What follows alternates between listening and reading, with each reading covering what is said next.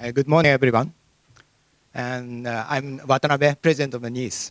And first of all, I'd like to say welcome all of you to come to Tsukuba. And some of you have been traveling long distance from the other continent, but I'd like to say thank you. But also, I should say welcome back to Tsukuba because as already chair announced that we have hosted, this is the third time for the meeting held here. So some of you may have visited us before. So especially those who have visited the previous meeting held in Tsukuba, I would like to say thank you and welcoming back. And today, this is the morning of the Monday morning, and I feel that most of all of you has a very full of energy. And I think unfortunately today we have a rain. And weather forecast says tomorrow and the day after tomorrow it will be fine. So please pour your energy to discussion today. Okay. And it is a great pleasure and honor to host this important meeting in Tsukuba. And on behalf of the host institute, I would like to say welcome to all of you. And since we have hosted the IAMC meeting before, I should say welcome back to you to Tsukuba, as I already mentioned. And the integrated assessment modeling community has made and will make the tremendous contribution to guide the policies and actions against climate change all over the world. I don't have to say it because you know much better than me. And COP21, which was held in Paris in 2015, became an important turning point for the climate mitigation actions in the world. The Paris Agreement requests two things to all the parties. First, it requests to update each party's own current mitigation target around 2030 to more ambitious one in order to achieve 2 degree or 1.5 degree target. Second, it requests to develop the long-term low greenhouse gas emission development strategy and submit it to the UNFCCC by 2020. 13 countries have already submitted their long-term strategies, and Japan also submitted the strategy in this June. Last year, IPCC released a special report on 1.5 degree. In order to achieve the 1.5 degree target, the net CO2 emission will have to be zero by 2050. Now, many countries try to show the net zero emission scenarios by 2050. At the Climate Action Summit in this year, 2019, 77 countries and more than 100 cities committed to net zero carbon emissions by 2050. I think in this respect, we, Japan, still have a lot to do. In order to achieve the net zero emission society, we will have to develop the concrete roadmap for 2050. For that purpose, the role of integrated assessment model becomes more important. So here, using this opportunity, I would like to briefly introduce our institute, NIES, which is located about just 3 kilometers from here.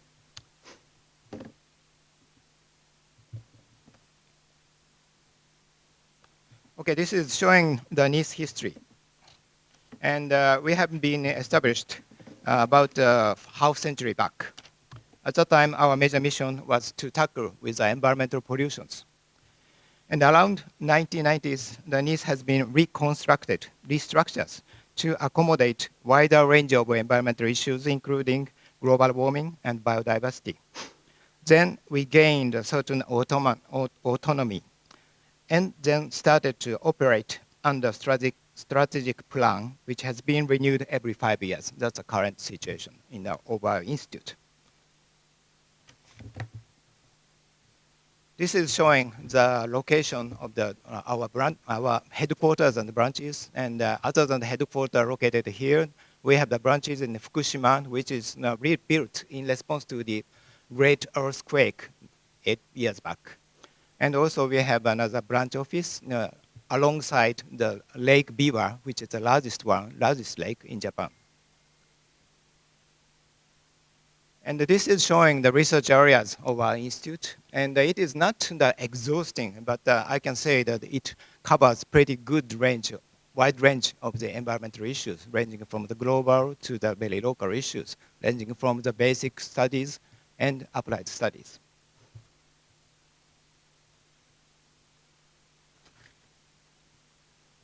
And this is the major activity of our institute, and which is the issue-oriented research programs. And we have 5 such programs and 3 programs which is dedicated to the recovery of the Fukushima area. And in each program, the researchers from the various background come together and tackle with the same issue. And this is just showing the part of our activity, and which is monitoring, and monitoring is very important, and I think also for this community. And we do the global monitoring, lake monitoring, regional, environmental, biological monitoring, and sample storage and sample distribution, such kind of things. And of course, we have the international collaborations. And this is just showing the monitoring stations. And this is the satellite monitoring of the CO2. And we have the 2 satellites, GOSAT and GOSAT-2. And probably many of you already know about this satellite, and it is just observing the CO2 as well as the methane concentration from the space. And actually, the GOSAT-1 has been operating 9 years, and the GOSAT-2 just launched last year, and both of them are now sending the important data to our institute, and as well as the other parts of Japan. And this is just showing an example of the studies, research conducted in our NIES, and which is very different from those areas that you are interested in. And this is JEX, and it is the Japan Environment and the Children Study, and which studies the relationship between the exposure to the chemicals and the other environmental factors on the development and the health of the children. And we recruited 100,000 birth pairs. And we are supposed to monitor these these mother and the child pairs more than 10 years. And by doing that, we can assess the impact of our environment to the children. And last year, we have a very important event, establishing the new Center for the Climate Change Adaptation.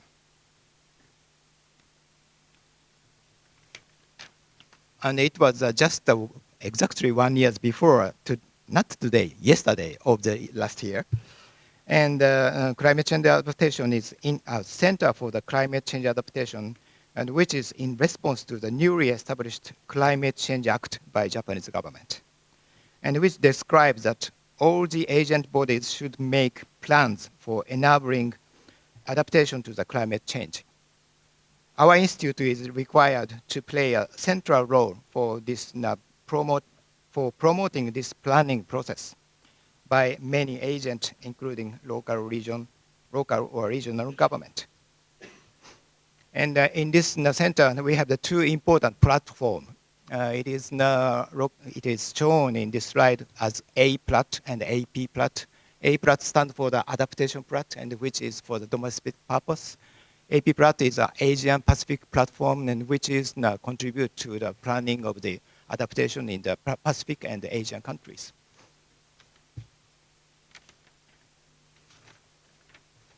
This slide shows the contribution to the UNEP activity, and I don't have enough time to go detail of this slide, but we are contributing to the UNEP and also the Future Earth.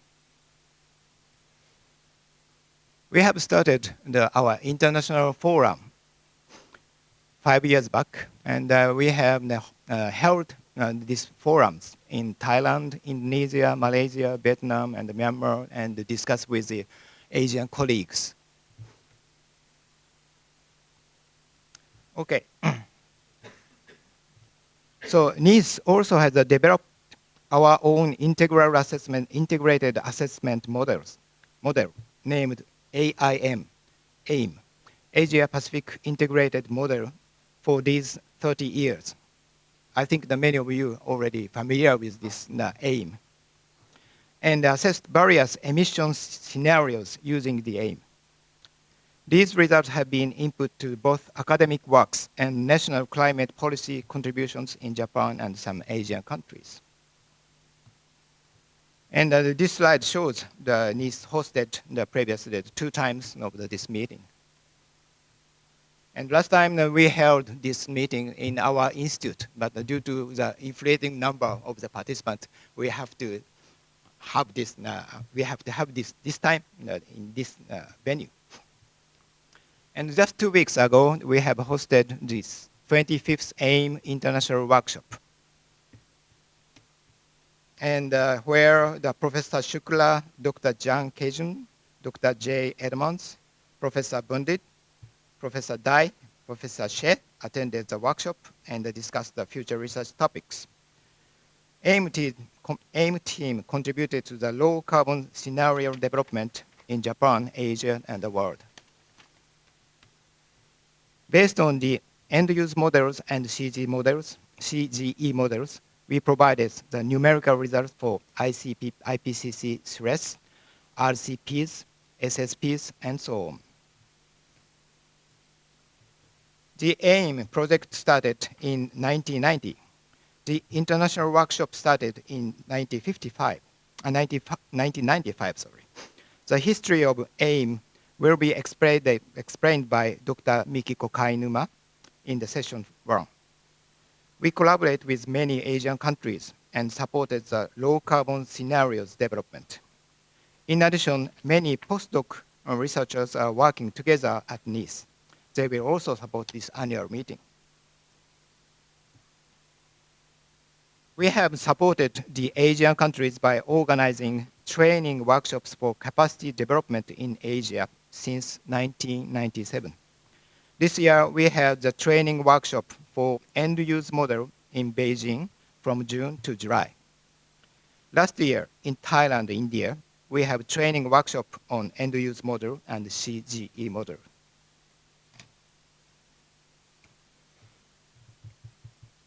AIM team provided the simulation result on the climate mitigation policies to the government, especially the Ministry of the Environment. In addition, AIM team supports the climate policies in Asian countries such as Thailand, Bhutan, Indonesia, Malaysia, and so on. Okay, today, we all know that we do not have time to wait and see. We need to listen to those who have been and are about to be threatened by climate change impact. To name a few, island nations in the Pacific, the next generations, and also maybe the wildlife, we should listen to their voice. We are in the middle of the race between the two inertias, inertia of the human societies and the inertia of our planet. By controlling the society's inertia, we need to control the inertia of the planet or the nature. For this purpose, I believe integrated assessment modeling will play a crucial, very important role by providing the information how these two inertias on the two systems interact with each other. Finally, I would like to thank all the effort that the organizing committee, steering committee has made to make this happen. I learned that the meeting is arranged to allow all the participants to talk freely with any community members, to present what you would like to present, etc., etc. So I hope you would take the full advantage of this opportunity and start a good inertia from here. And I hope the next 3 days will be a very fruitful days. Thank you.